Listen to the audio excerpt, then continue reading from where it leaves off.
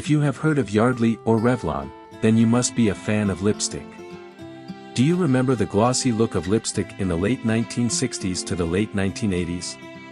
It was a time when the new generation embraced the wet look and went with wild, bold colors. It was an exciting time for lips.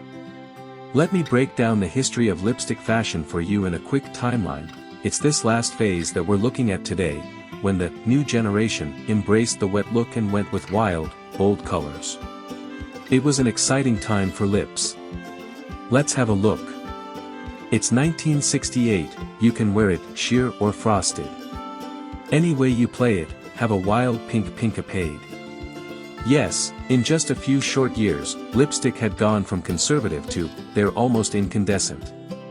So you love the shimmer and sheen of today's modern lip slickers, but you need the color and lip flattery of lipstick.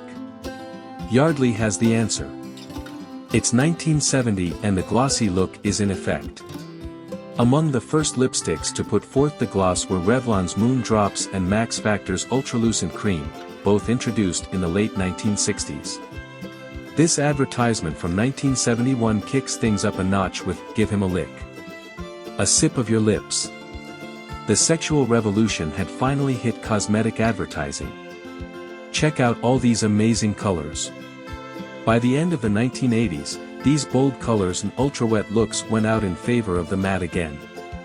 But for over a decade we were able to enjoy the sparkling disco-friendly Melon Shine. The shining look, now in our new red rum color.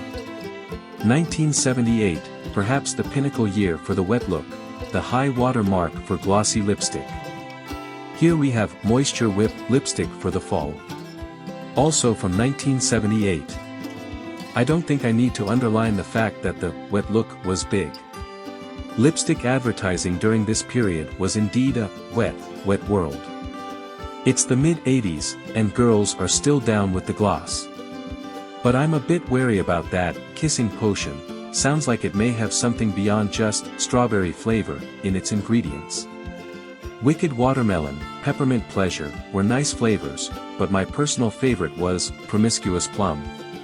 But all this sparkling color and wet, shimmering lip splendor was, like any fashion trend, destined to fade away.